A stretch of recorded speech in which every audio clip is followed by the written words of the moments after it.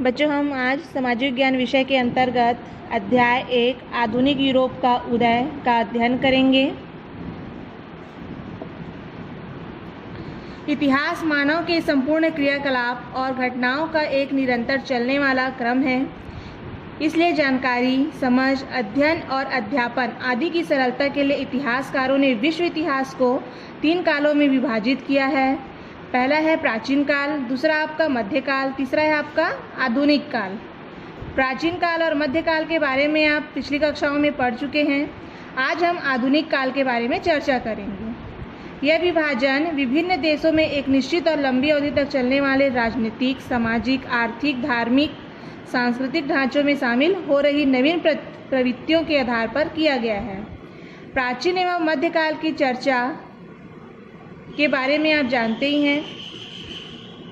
हम आधुनिक काल के बारे में चर्चा करेंगे। आधुनिक काल का अर्थ वे सभी नवीन विचारधाराएं, प्रवृत्तियां और क्रियाकलाप हैं जिन्होंने मानव जीवन को प्राचीन काल एवं मध्यकाल से भिन्न स्वरूप एवं सामाजिक मूल्य प्रदान किए हैं।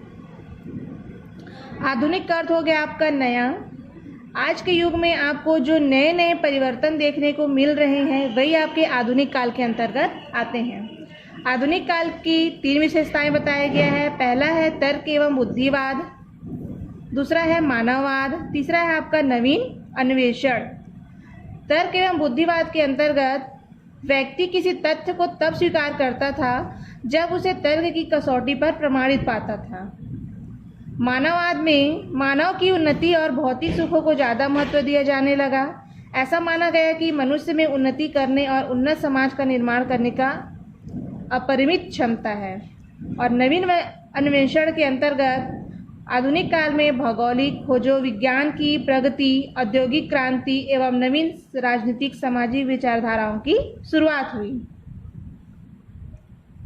ये बातें अलग अलग महाद्वीपों देशों के यहाँ की सामाजिक, राजनीतिक और आर्थिक स्थितियों तथा उनमें आ रही परिवर्तनों के आधार पर अलग अलग समय में फैली। उदाहरण के लिए यूरोप में जहाँ 15वीं और 16वीं शताब्दी के बीच आधुनिक काल का आरंभ हुआ, वहीं भारत में आधुनिक काल का उदय 18वीं शताब्दी में हुआ। इसका मतलब यह है कि संपूर्ण विश्व में आधुनिक काल का उदय एक साथ नहीं हुआ। विश्व के इस आधुनिक काल का इतिहास जानने के लिए हमें इन तमाम साधनों की जानकारी होना भी जरूरी है, जिन्हें हम इतिहास के स्रोत कहते हैं।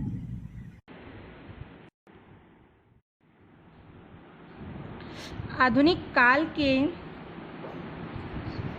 इतिहास के स्रोत को 4 भागों में बांटा गया। पहला आपका हो गया लिखित इतिहास, दूसरा हो गया आपका मौखिक, तीसरा हो गया आधुनिक संचार साधन और चौथा हो गया आपका आधुनिक स्थापत्य।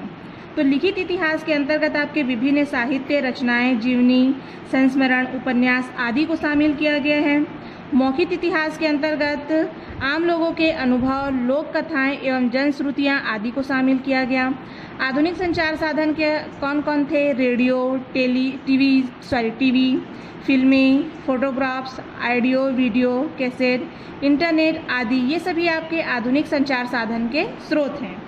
उसी प्रकार से आधुनिक स्थापत्य के अंतर्गत नियोजन, संसद भवन, राष्ट्रपति भवन, मुंबई का Prince of Wales museum, Chhattisgarh में महंत घासीदास संग्रहालय जो रायपुर में स्थित है आदि को आधुनिक काल के इतिहास के स्रोत के रूप में बताया गया है।